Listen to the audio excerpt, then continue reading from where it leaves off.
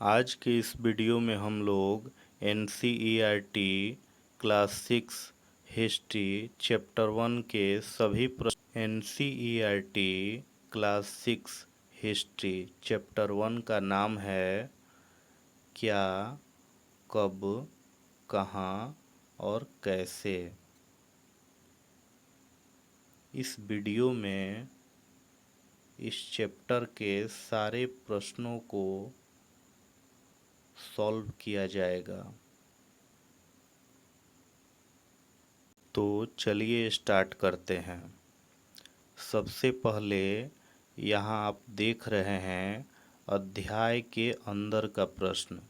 इसका मतलब है कुछ ऐसे प्रश्न पूछे जाते हैं जो चैप्टर के अंदर ही रहते हैं और कुछ ऐसे प्रश्न होते हैं जो चैप्टर के बाहर होते हैं। तो जो चैप्टर के अंदर प्रश्न होते हैं उनको पहले देखा जाएगा।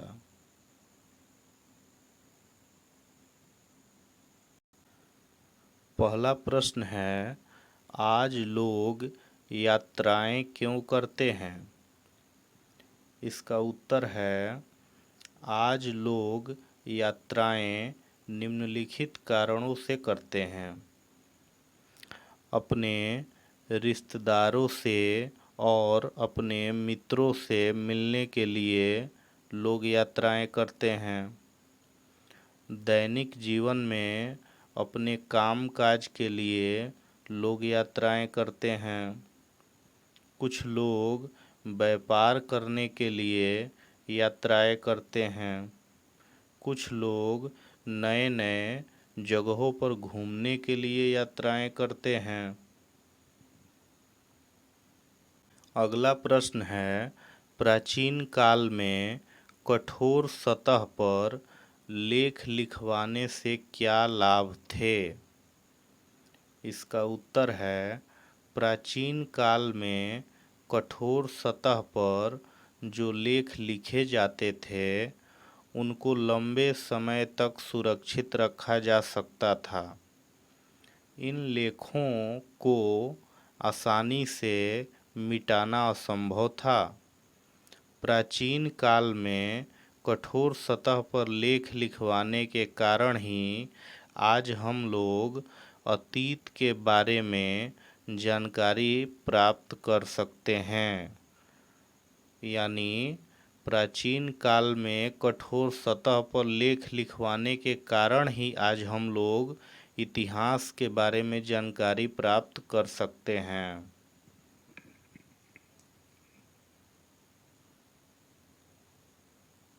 अगला प्रश्न है, प्राचीन काल में कठोर सतह पर लेख लिखने में क्या कठिनाइयाँ आती थी?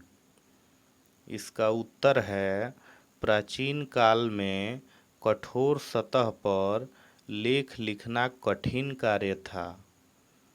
इसको लिखने में बहुत समय लगता था।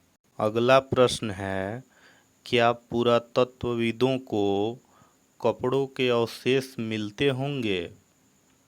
इसका उत्तर है, पुरातत्वविदों को कपड़ों के बहुत कम अवशेष मिलते होंगे क्योंकि उस समय सूती कपड़ों का उपयोग किया जाता था। अतीत में अधिकांशतः सूती कपड़ों का उपयोग किया जाता था और सूती कपड़े समय के साथ बहुत जल्दी सड़ गल जाते हैं।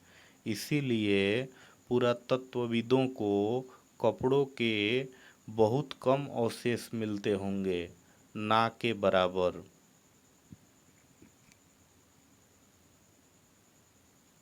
अगला प्रश्न है, 4700 और 2500 ईसा पूर्व को अंग्रेजी में कैसे लिखेंगे? इसका उत्तर है, 4700 BC और 2500 BC। BC का मतलब बिफोर क्राइस्ट होता है, यानी ईसा से पहले। इसको ईसा पूर्व भी कहा जाता है हिंदी में।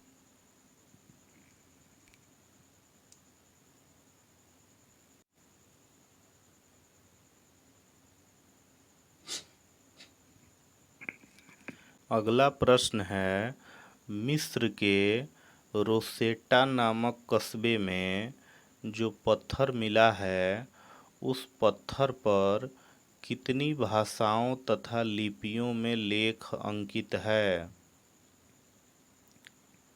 इसका उत्तर है, उस पत्थर पर 3 अलग-अलग भाषाओं तथा लिपियों में लेख अंकित है। अगला प्रश्न है, मिस्र के रोसेटा नामक कस्बे में मिले पत्थर पर जो शेर का चित्र है, वह किस अक्षर के लिए प्रयुक्त किया गया है?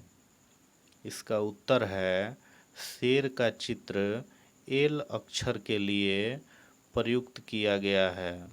अगला प्रश्न है, मिस्र के रोसेटा नामक कस्बे में मिले पत्थर पर जो चिड़िया का चित्र है, वह किस अक्षर के लिए प्रयुक्त किया गया है? इसका उत्तर है, चिड़िया का चित्र ए अक्षर के लिए प्रयुक्त किया गया है। अगला प्रश्न है, अगर किसी पुरातत्वविद का इंटरव्यू लेना हो तो उससे मुख्यतः कौन-कौन से सवाल पूछे जा सकते हैं? इसका उत्तर है, अगर किसी पुरातत्वविद का इंटरव्यू लेना हो तो उससे निम्नलिखित सवाल पूछे जा सकते हैं। पहला, पुरातत्वविद प्राचीन काल में बनी तथा उपयोग में लाई गई वस्तुओं का अध्ययन क्यों करते हैं? दूसरा, पुरातत्वविद किसी स्थान की खुदाई किस आधार पर करते हैं? तीसरा, क्या किसी स्थान की खुदाई करते समय किसी प्रकार की सावधानी भी बरती जाती है? चौथा, किसी स्थान की खुदाई में मिली वस्तुओं का उम्र कैसे पता किया जाता है? पांचवा, किसी भी स्थान की खुदाई में मिली वस्तुओं को कहाँ और क्यों रखा जाता है? अब अध्याय के बाहर पूछे गए प्रश्नों को सॉल्व करते हैं। चैप्टर के बाहर पूछे गए प्रश्नों में पहला प्रश्न है, निम्नलिखित का मिलान करो।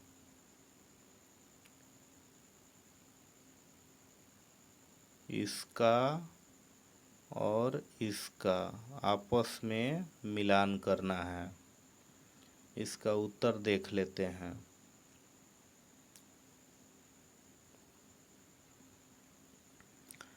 पहला है नर्मदा घाटी। इसका सही उत्तर होगा बी, शिकार तथा संग्रहण। दूसरा है मगध। इसका सही उत्तर होगा ए, पहला बड़ा राज्य। मगध बहुत बड़ा राज्य था और यहाँ के राजा भी बहुत शक्तिशाली होते थे। अभी वर्तमान बिहार है, जिसे आप मगध कह सकते हैं। वैसे मगध बहुत बड़ा राज्य था।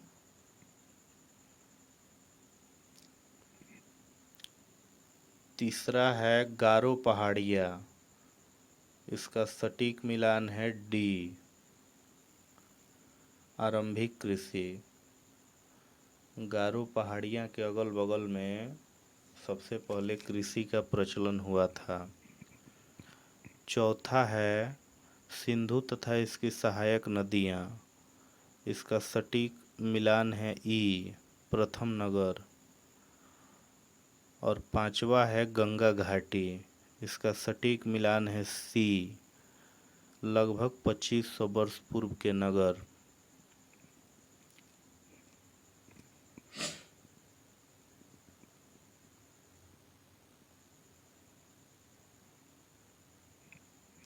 हम अपने पिछले वीडियो में इन सभी टॉपिक्स को अच्छे से डिफाइन करके बता दिए हैं।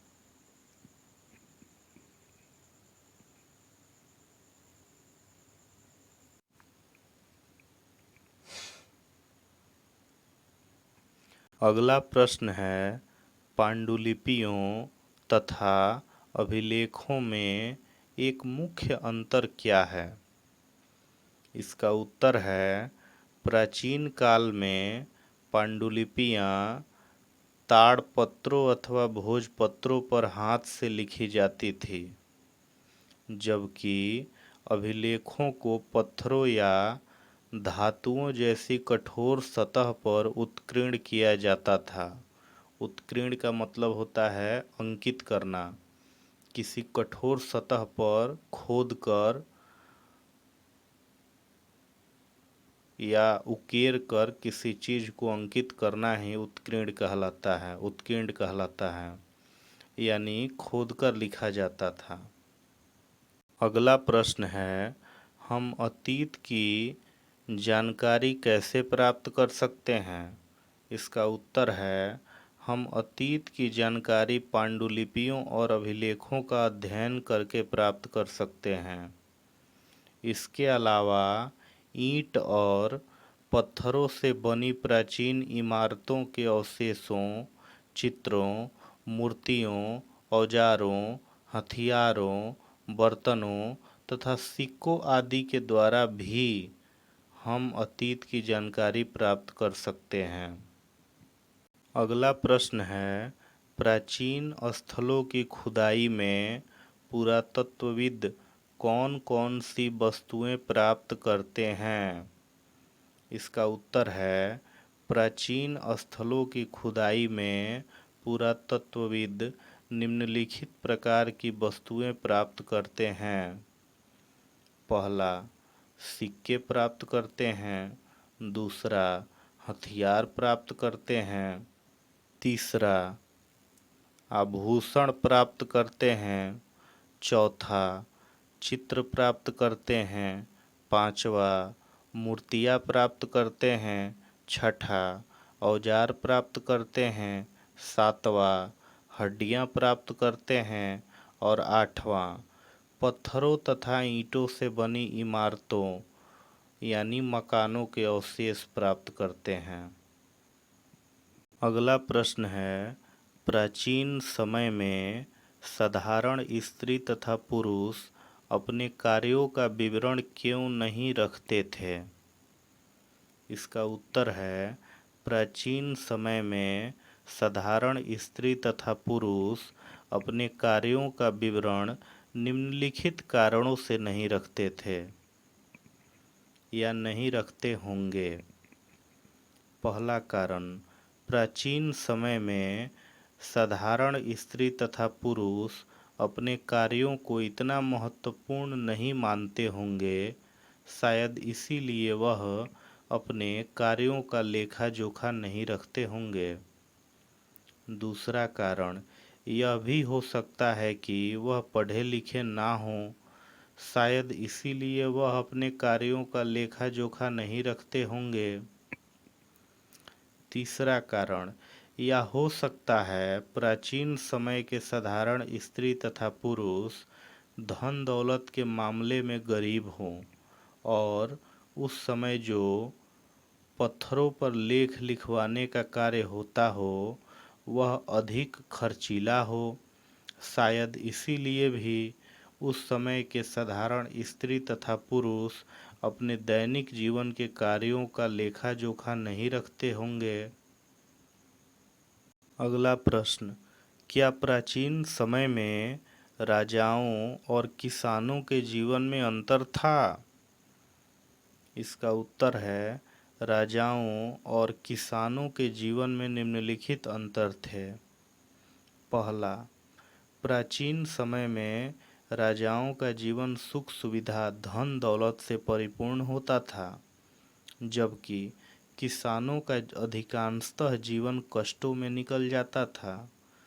दूसरा कारण, प्राचीन समय में एक राजा जब दूसरे राजा पर जीत हासिल करता था तो वह अपने जीत का सारा लेखा जोखा रखता था, जबकि किसान अपने दैनिक जीवन का लेखा जोखा नहीं रखते थे।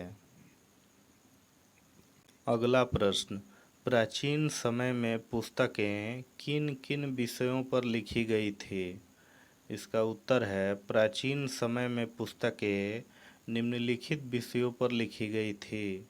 पहला, धार्मिक मान्यताओं और व्यवहारों पर। दूसरा, राजाओं के जीवन पर।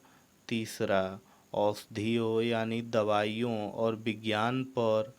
चौथा, महाकाव्य, कविताएं तथा नाटक पर।